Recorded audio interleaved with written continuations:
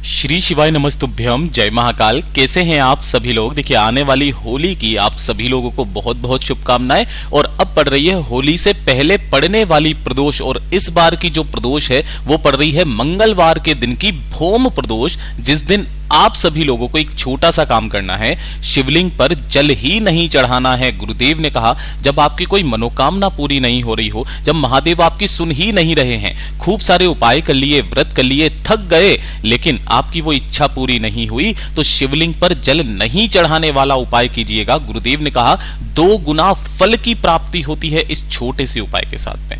पूज्य गुरु जी की कथा से सुन करके और समझ करके इस प्रदोष को करने वाला सबसे अचूक उपाय के बारे में बात करेंगे। परंतु उससे पहले आप सबसे एक छोटी सी प्रार्थना, जो लोग पहली बार आए हैं चैनल को सब्सक्राइब जरूर कीजिएगा और वीडियो को लाइक करके देवादिदेव महादेव का कोई सा भी प्यारा नाम कमेंट बॉक्स में लिखना मत भूलिएगा।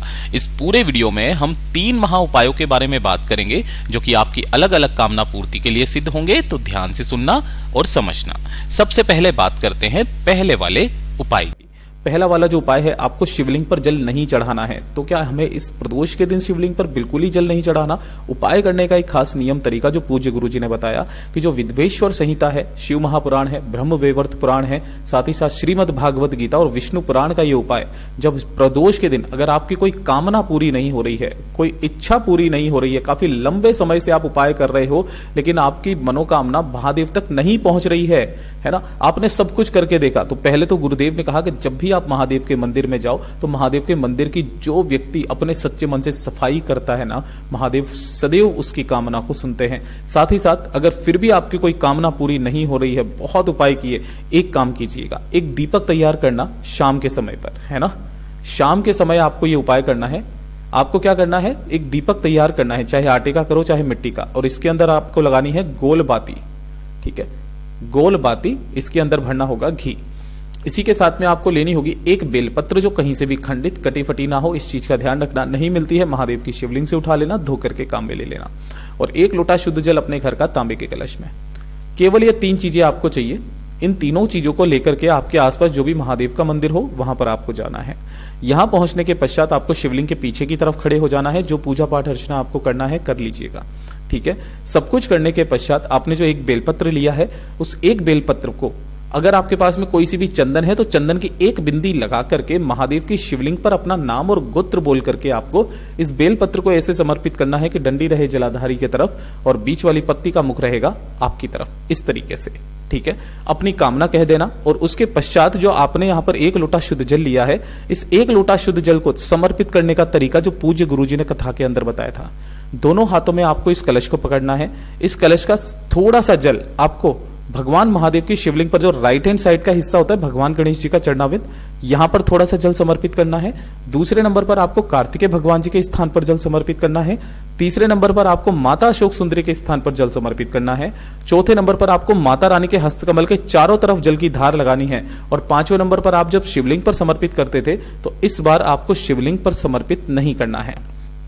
जो भी थोड़ा सा जल बचा है आपके उस कलश के अंदर, उस जल को लेना। साथ ही साथ आपने जो एक दीपक तैयार किया हुआ है, इस दीपक को, इन दोनों को लेकर के आपके आसपास जो भी बेलपत्र का पेड़ मिले, अगर आपके घर में लगा हुआ है बहुत अच्छी बात है, वहां पर आपको जाना है। सबसे पहले आपको उस दीपक को यहां पर प्रज्वलित करना है, श्री शिवाय नमस्तुभ्यम मंत्र का स्मरण करते हुए अपनी कामना कह करके। और जो बाकी का जल बचा है, उस बाकी के जल को बेलपत्र पेड़ की जड़ों में समर्पित करना, श्री शिवाय नमस्तुभ्यम मंत्र का स्मरण करते हुए। पूज्य गुरु जी ने कहा कि जितने भी पुराणों के बारे में वर्णन किया गुरुदेव ने, ब्रह्म वैवर्त पुराण, शिव पुराण, लिंग पुराण, अग्नि पुराण, विष्णु पुराण, इन सभी के अंदर वर्णित है कि महादेव ने यह कहा था मैया पार्वती जी को कि जब किसी भक्त की कामना पूरी नहीं हो रही होती है, बहुत सारे उपाय करने के बावजूद भी अगर उसकी कामना, इसकी इच्छा पूरी नहीं हुई, तो जो व्यक्ति माता पार्वती जी के हस्त कमल पर इस तरीके से जल चढ़ा करके बेलपत्र पेड़ में जल समर्पित कर देगा, जो भक्त मेरे ऊपर जल चढ़ाता था वो आज मेरे ऊपर जल नहीं चढ़ाया, तो मैया पार्वती जी को उन्होंने कहा कि जो व्यक्ति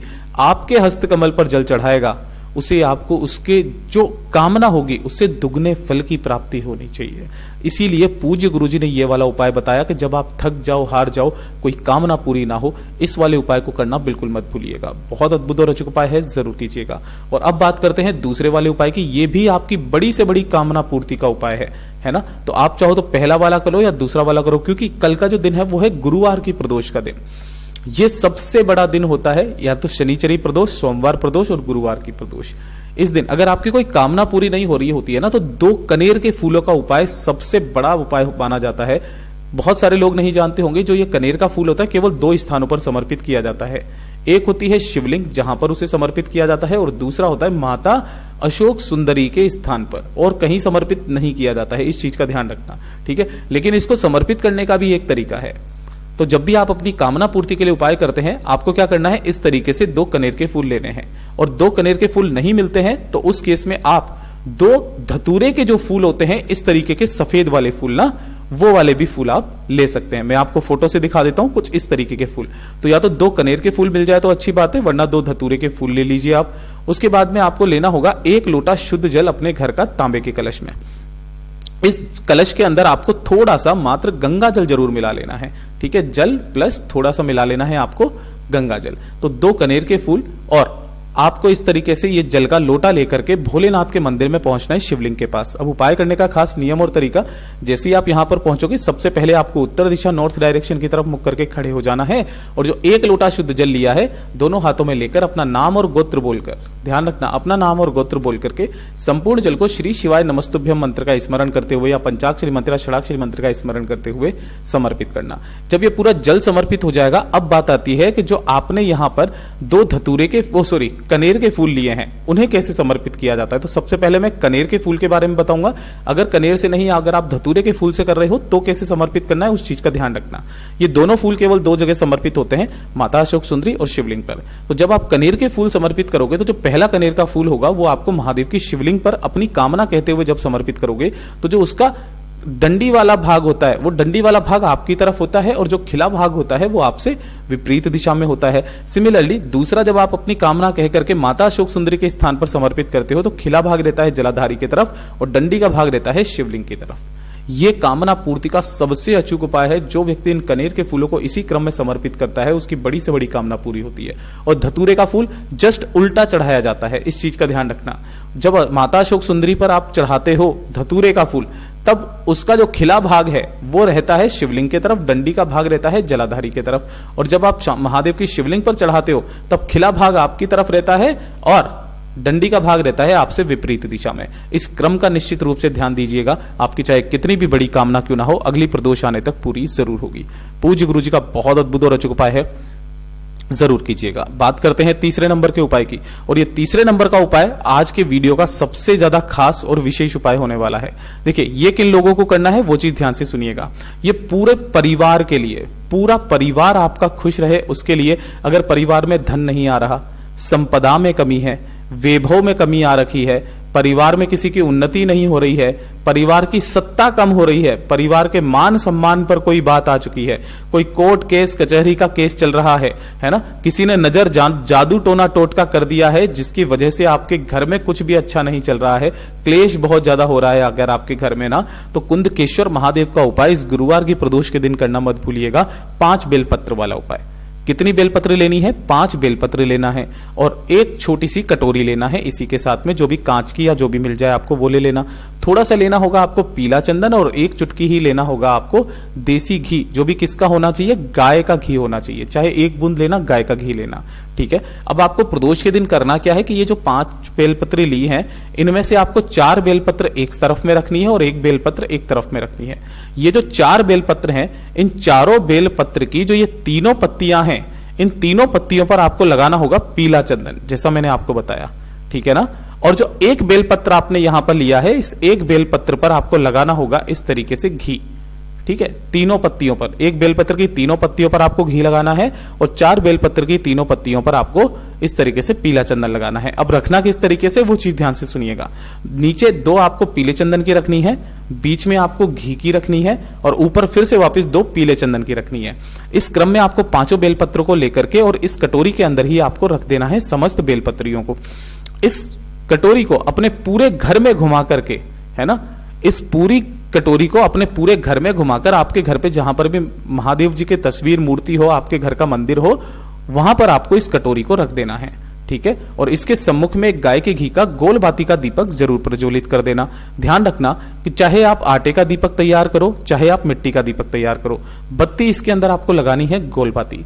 जब ये दीपक ठंडा हो जाए तो इस कटोरी के अंदर रखी हुई 5 बेलपत्रों को लेकर के साथ ही साथ 1 लोटा शुद्ध जल अपने घर का लेकर के तांबे के कलश में पहुंच जाना भोलेनाथ के मंदिर में, शिवलिंग के पास, चाहे सुबह, चाहे शाम, चाहे दिन में, चाहे रात में, किसी भी समय पर। जैसे यहां पर पहुंचोगे शिवलिंग के पीछे की तरफ खड़े होना, जिससे आपका मुख उत्तर दिशा की तरफ में हो जाएगा। सबसे पहले आपको 1 लोटा शुद्ध जल भोलेनाथ की शिवलिंग पर समर्पित करना है, कुंदकेश्वर महादेव जी के नाम से श्री शिवाय नमस्तुभ्यम मंत्र का स्मरण करते हुए।